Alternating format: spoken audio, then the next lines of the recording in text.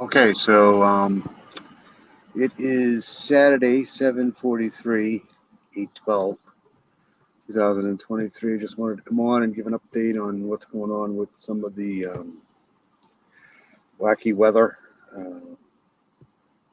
We play my intro, and I will be. This is my third coffee, so I should be good. So I'll be right back. I think.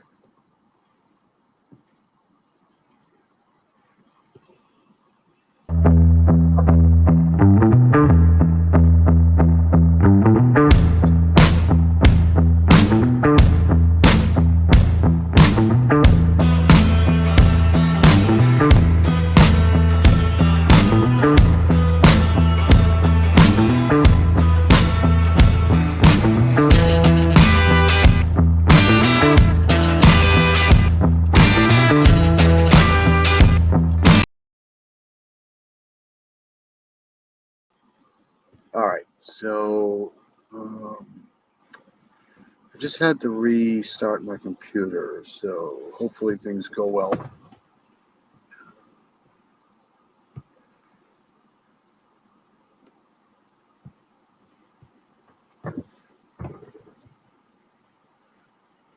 So I was tracking these storms early this morning, actually, uh, pushing through. I think it was Wisconsin, and uh, definitely heading east.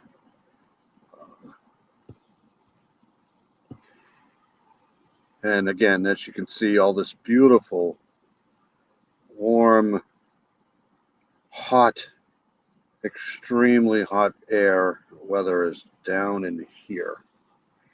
Texas, the deep south, which it normally is, but uh, we don't usually get like these deep jet streams this time of the year. And what happens is you have all this heat from the Gulf just pushing in here, and these systems that come across, basically bring down cooler air, and this collides with the warmer air, and we get this shit. All right, so let's. This is coming out of Pennsylvania here. So we got all kinds of shit going on here. We got severe storm warnings here, flash flood warnings, severe thunderstorm watch. The good news is it doesn't look like, there's a lot of circulation to these things. There's just, heavy downpours, some heavy, strong embedded thunderstorms. Anytime you see these white cap clouds here, that's probably, hail producing.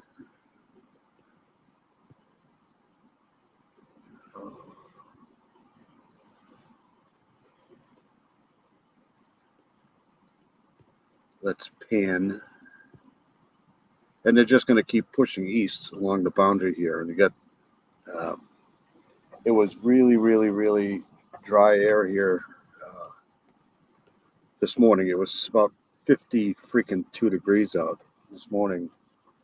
I was doing the floor live, so it was really dry. Now it's a little bit more humid, obviously, because we got this system coming in. So so we got a pretty good storm here coming out of the eastern part of New York here.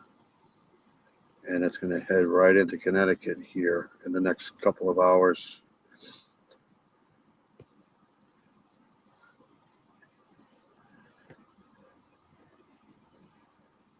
And you can see these storms coming through here. They're just bumping into this cooler, drier air up top on the top of us here.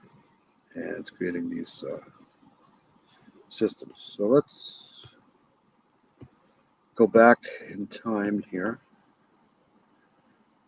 So this is the weather story for central Pennsylvania here. My buddy over there, Kev. Afternoon and evening hazards, damaging wind gusts, isolated tornado actions. drink. I don't know. But this is a little weird. I don't think I've ever seen this before. So 4, moderate, slight 2. Everybody's pretty much in this 3 category. So that's for an enhanced chance of scattered showers and thunderstorms. I mean, straight line winds can be pretty damaging too, especially if you live around a lot of pine trees. All right. So that's the story for central Pennsylvania. What I want to do now is go to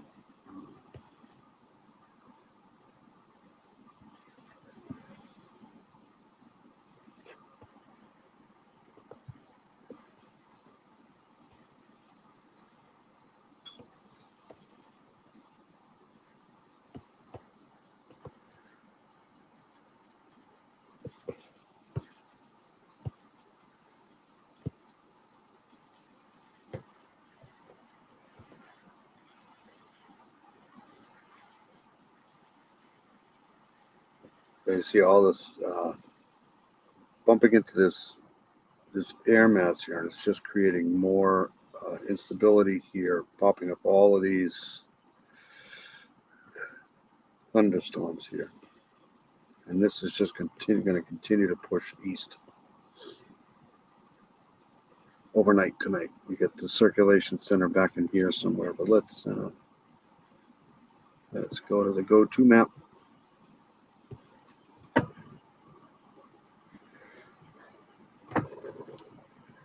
Actually, let's go down a little bit here.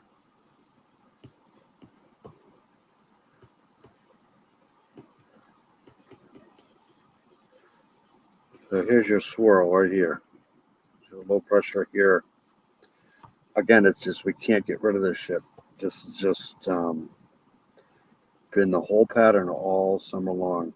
Just storm after storm after storm. So you have dry air here, and this is just, tomorrow will be nice and dry. Today, humid. This is the dry air that escaped overnight. And now you have this system here. When it turns and spins, it grabs all this moisture from down south and brings it north, and it just combines with the dry air, and you get, that's the ignition switch you need for these power storms. So it's just an ongoing hell this year. It's just absolutely crazy. But what I do want to check is, I wonder if I can keep this up. Oops.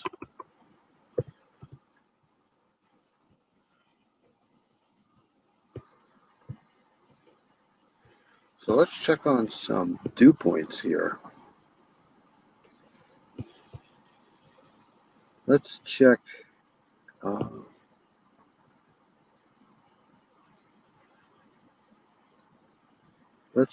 Bois.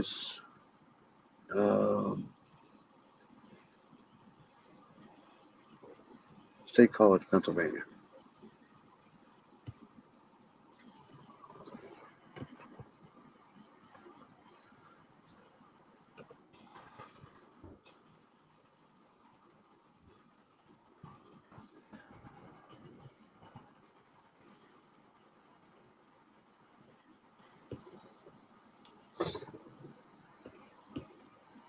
Yeah, I mean, it's a little high, a little warm.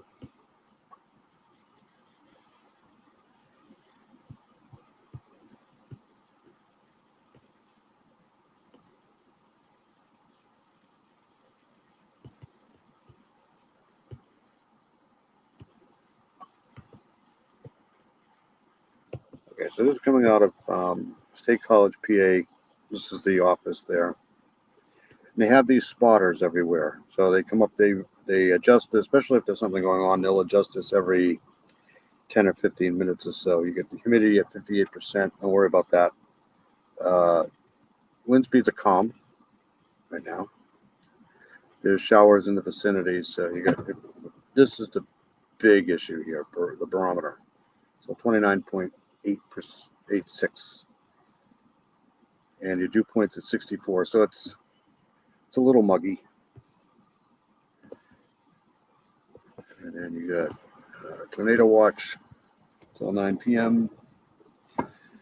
By that time, it'll pretty much be out of there.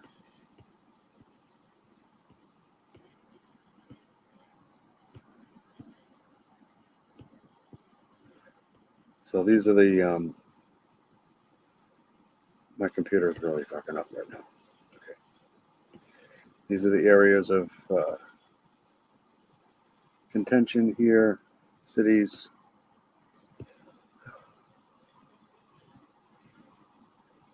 I thought I fixed my computer last night by adjusting my cursor, but I guess not. So this is up for all of these towns and counties, and this will probably start to dissipate after 9 o'clock tonight. But the problem this year here is if you start going outside after the storms pass, you could still hear lightning because there's lightning behind them too. So, all right, so that's for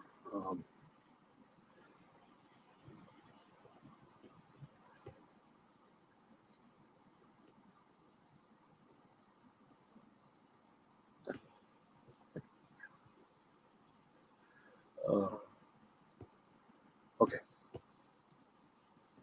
technical difficulties today. All right, so let's go to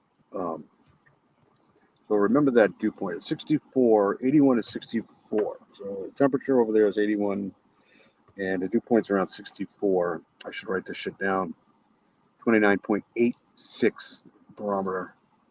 So this is what you really need to concentrate on if you're in an area where there's potential. Once it starts to drop, that's when you know there's a problem.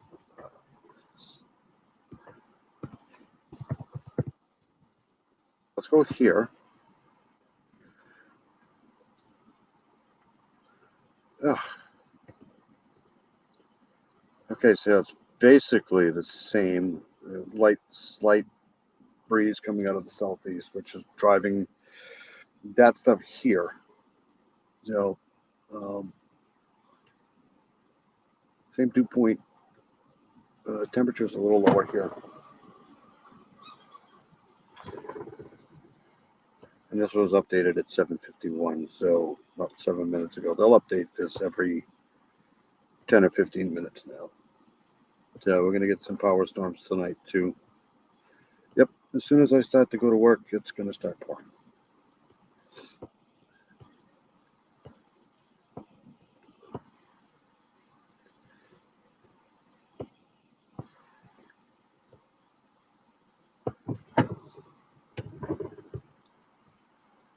Thunderstorms approach to so they're going to push here, and some of the storms could probably be a little bit strong, but this time of the year here, August, late August, middle August, you start getting what they call almost like a natural cold front at night, because the temperatures start to drop earlier, the sun goes down earlier, and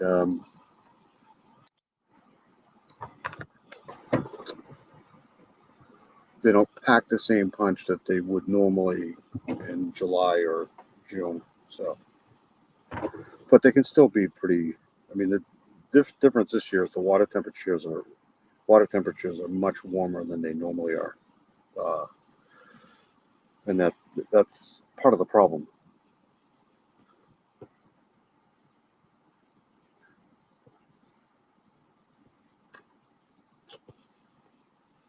So let's go back here.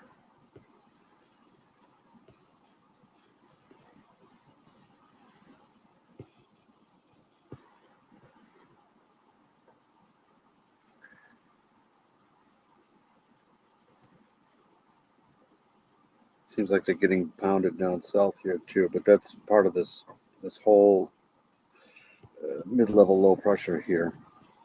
That's like I said, causing this boundary here, which is just warm air from the south, dry air behind and in front of it, and it's just basically the ignition switch. And these storms have been just prevalent all summer long here. What was I going to do? I was going to go here. Let's go up a level here.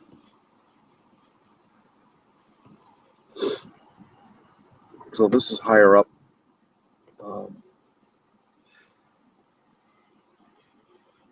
You can see the swirl here. There you go. That's the problem. Dry air behind the storm.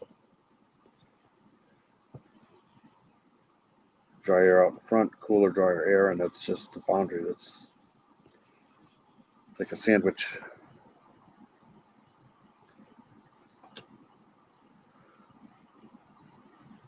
All right, so let's go.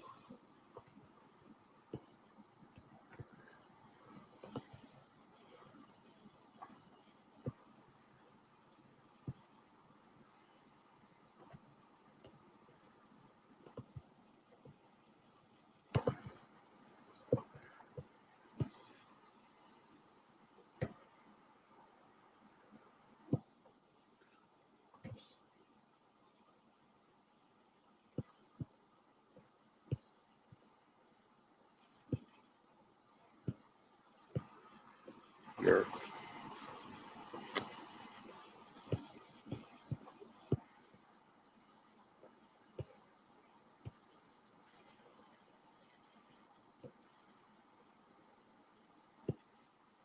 I can't get there from there.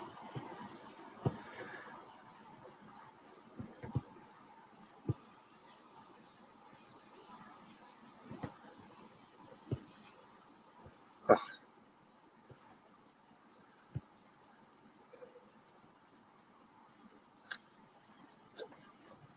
Well, we'll use this, I guess.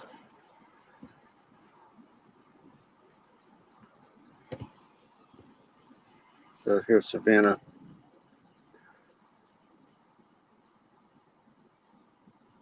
So you can see this just dropping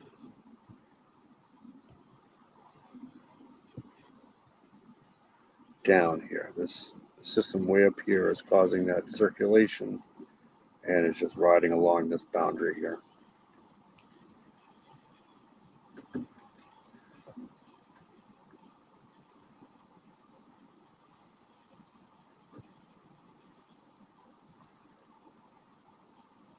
These don't seem as intense as the ones up north. Probably because this air here is much warmer.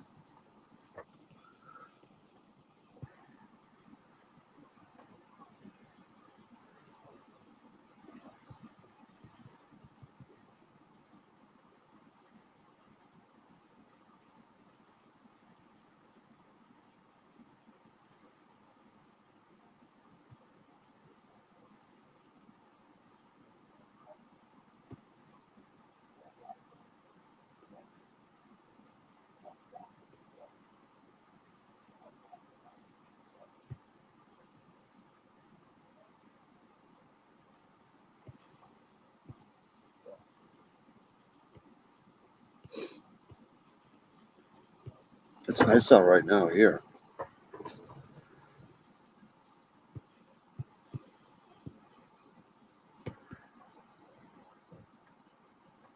So this is Microphysics Cloud Tops.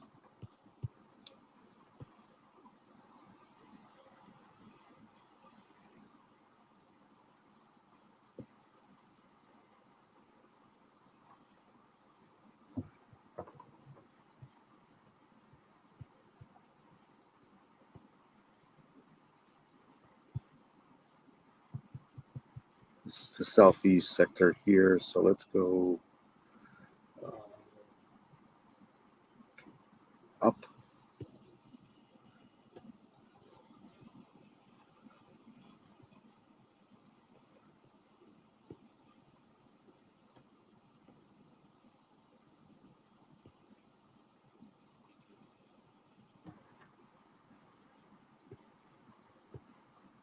Yeah, see how much different that is.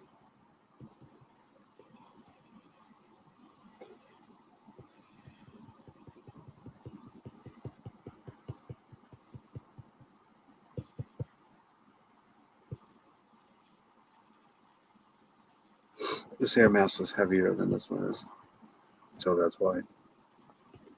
Okay, so let's get out of here. I want to go to the tropics. We'll check on the fires and then get out of here.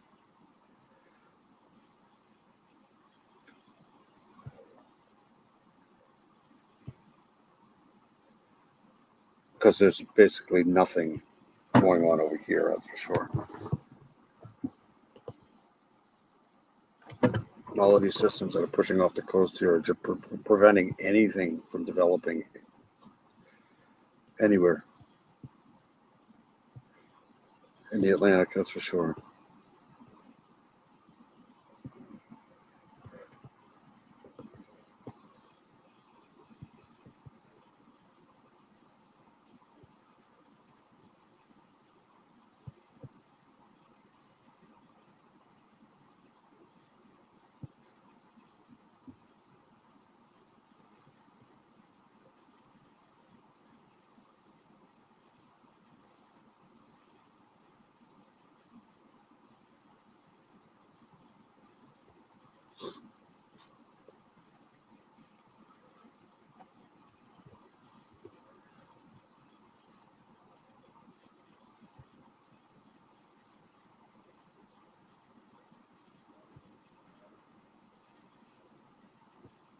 All right, so let me share this.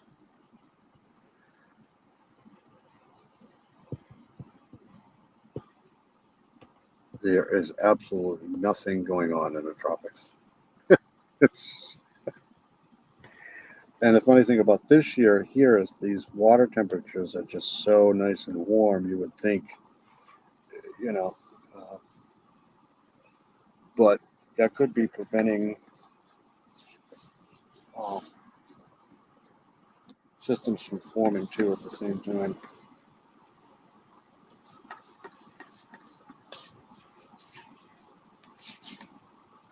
You know, there's been some pretty good waves coming off, but they just get literally obliterated by these westerly winds here that are just.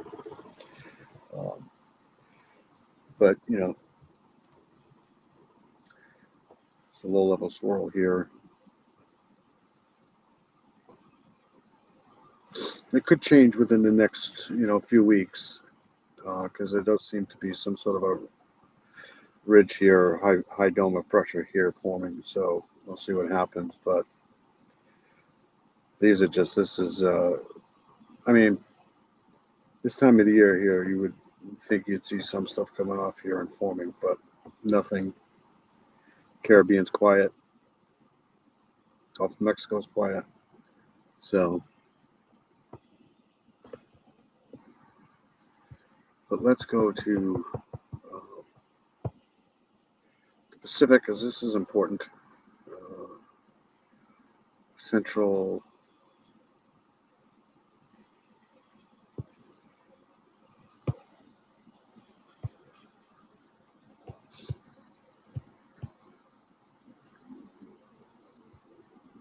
So we have this here, and there's Hawaii. So they could really use some water right now. So this one here is going to come a little south of Hawaii. Hey, buddy. How are you? But this one here,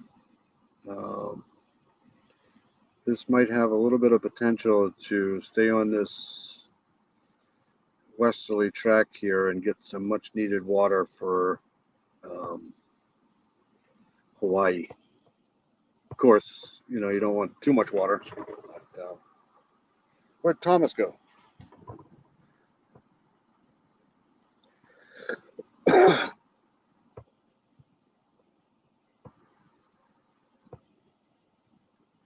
So let's look at that. See what they have for a track today.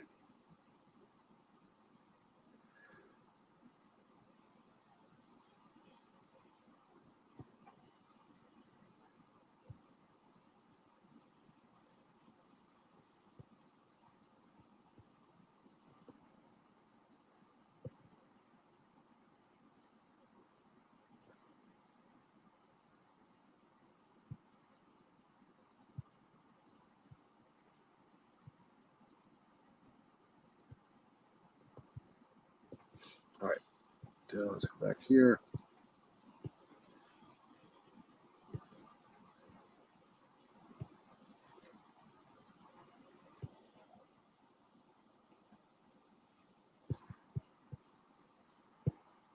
So this is TD7E, and this is the one we were just looking at. Mosquitoes this year are terrible. So, once you get closer to the mainland here, your water temperatures are much warmer than they are out in here. So it's supposed to form into a minimal hurricane here, and then once it gets out into the open Pacific here, it's going to start cooling down, so it'll go back to a storm. But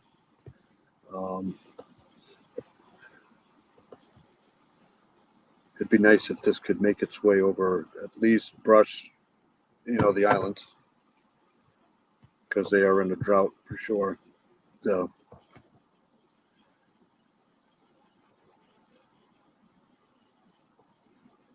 it's definitely a few days away for sure.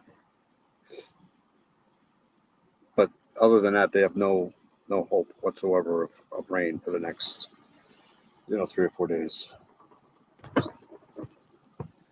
All right, let's check out some fire stuff, and then I'll get out of here. I don't want to be on here that long. The mosquitoes are just awful.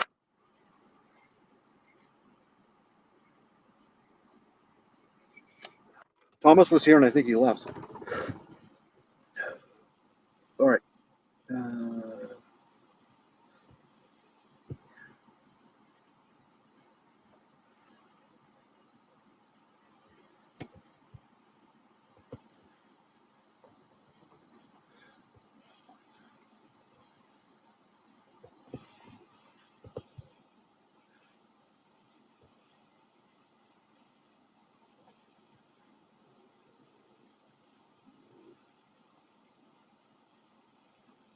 Let's do this here.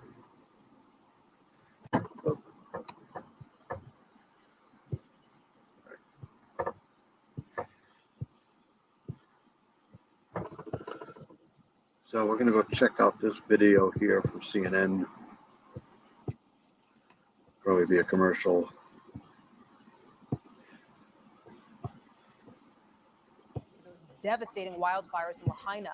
And as the grim reality sets in for survivors, some are questioning the state's response beforehand and how much was done to try to warn residents to get out. Plus, Hunter Biden's legal troubles heat up. The Justice Department elevates the U.S. attorney investigating his case to special counsel after plea talks fall apart. And former President Donald Trump and his legal team get a stern. Let's go here. Coverage of those devastating wildfires over in Hawaii. I want to bring in now Jonathan Masaki Shiroma. He's a native of Lahaina. He now lives in Honolulu and works as a broadcaster for Hawaii News Now, one of the local broadcast organizations there. And I'm learning this morning, Jonathan, thanks so much for joining the show, that you've lost several family members who have died now in this fire. I'm so sorry about this. And you say perhaps one more person still missing? Yes, good morning, Giacomo. It's like a gut punch. You hear the words of devastation, and then you realize that the hometown that, as a child playing in the cane fields and near what was the Pioneer Mill, and then hearing that family members lost their lives as they tried to leave the flames that just engulfed, so quickly, and then one still remained missing. It becomes so personal. And as you know, when you're a newscaster, you have to maintain that composure. Yet when you're broadcasting and saying things on air of your very hometown and seeing the people that that are just. Like I said this morning, this is similar to some of the massive annihilations of civilizations in history. Pompeii, the volcanoes. This whole town is obliterated. Today, the prayers continue for everyone on Maui and in Lahaina specifically, as the news does not get better, and then the unfolding of just how much has been lost continues. But one thing that does remain, when growing up in Maui, we have a saying, Maui no ka oe, Maui is the best. And I believe that spirit of the islands and the spirit of the people of Maui will prevail. We'll join together as we see here, to help each other out. That ohana, the spirit of family, is so strong in the islands. And I know that our people will bond together to make it through this very extremely difficult time. All right, let's go to something a little bit more local.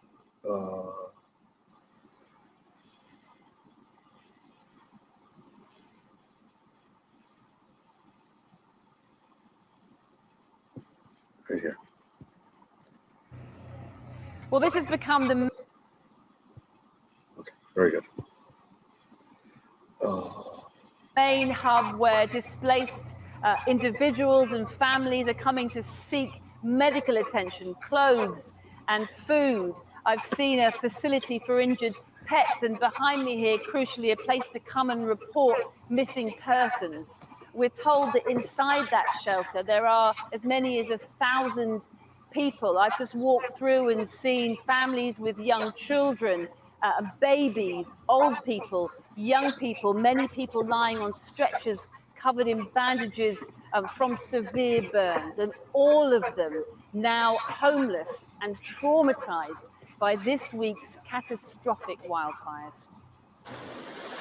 This was the town of Lahaina, the bustling heart of the island of Maui. Now it's ash, rubble, and ruin. A smouldering grid of cinders after fires ripped through this coastal town, leaving homes as empty husks and leaving scores dead, and with the death toll still rising. In the grisly aftermath, the streets are littered with the remains of whatever couldn't make it out. Cars abandoned to the flames now form a ghostly traffic jam. Look at that. It's just like, huh.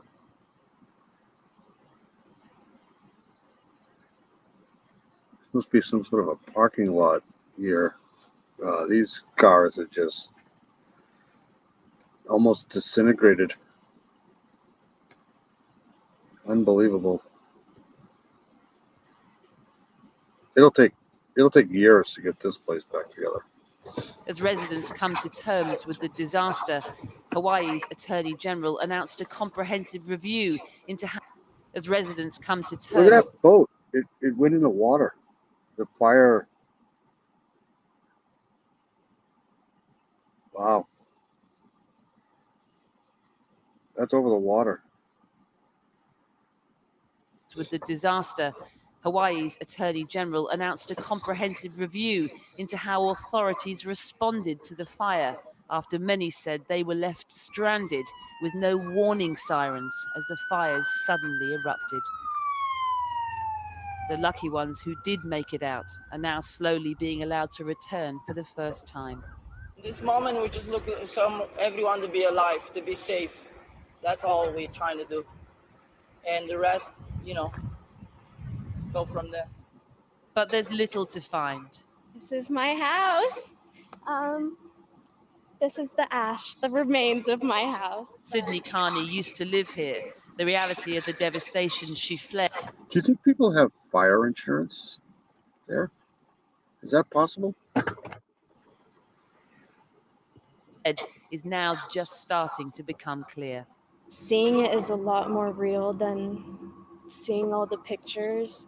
I walk through my room and there's just nothing. Like, everything is gone. It's really just Lahaina town thing. Like, everything is gone. I walk through my room. See those nails? Those are awesome. And there's just nothing. Like, everything is gone. It's really just Lahaina town is Lahaina town. Like, that's who we are. We are the old town of Maui. And now we are not even a town. Those who fled the flames are coming to places like this, a sports center turned shelter, to wait for news from the outside. After Hawaii's worst ever disaster, how safe are their homes and how safe are their loved ones? Hundreds lie in makeshift beds as authorities and aid agencies treat the injured and hand out supplies. There I met Sonia, who got out as the wildfires raged next to her home. She only had the clothes she was wearing. It was absolutely terrifying. The smoke was horrible. People are screaming, and when we were driving, the power lines are in the road burning. All of our friends' houses burned down too, because literally 90 or 95% of Lahaina is gone. It's burnt to the ground. So you had, not only just had fire, you had 60-mile-an-hour gusts of wind blowing the fire. You can't outrun that, man. You just can't. Down by the boatyard, Maui locals are gathering supplies for those still stuck. It's nice to see because they didn't got much, but they're giving to everybody around them. I'm sorry. No, it's amazing. The word aloha does not know bounds. Aloha knows no bounds, and I'm so proud to live on Maui. People are going to make it. We're going to get through this. The coast, once the symbol of this tourist idyll, is now a path to get aid to those still battling the flames raging across Hawaii. So I think the last count I saw was like 80, but somebody said this yesterday that there's going to be a lot more than that. Hopefully not. Yep, over 80 dead. That's horrible. That's absolutely horrible. Whoops. All right, I'll play the rest of this and then we'll get out of here. Well, earlier, Siobhan spoke to Dr. Guy Sugino, who's been treating the survivors of the fires. What kind of burns? What are we seeing here? A lot of patients, or a lot of the people coming over here had a lot of injuries from the embers. And just running on the hot sidewalk, they got second-degree burns on their feet, some third-degree burns that were being treated here. So that's how desperate they were to get out? They had a hard time coming out. A lot of people were swollen from standing in the cold water. They jumped into the ocean to get away from the fire. And so people were having to... Well, yeah, you have a mountain on one side and an ocean on the other. So it just really... pick your poison. Such was the speed of the fire, having to leave their house and jump into the sea. What have they been telling you? It would happen so fast, there was no time to react. By the time they found out that the fire was coming close to them, it was already there. There was no time for any emergency alerts, or it just was running right through the whole town. And you're a Maui native. Right. Have you ever known anything like this before? I've never seen anything like this. We've had hurricanes, we've had other fires that have blocked the highways, but not to the level or this extent of injury and loss. And that's where the issue is. There's so much loss. And everything we're hearing from the people that we've spoken to today, it's still a very dire, acute situation out there. There are people still... There's still a lot of people out there that... Yeah, they're definitely in a drought.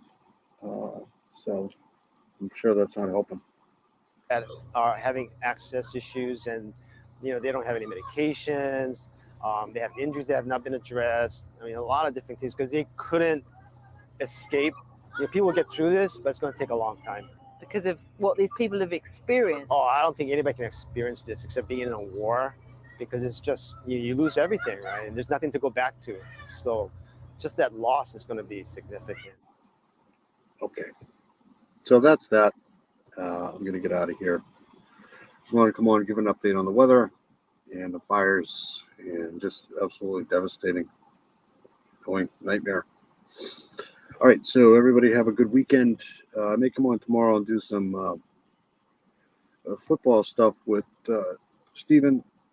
Got to get the picks in for the year. So everybody have a good weekend. See you later.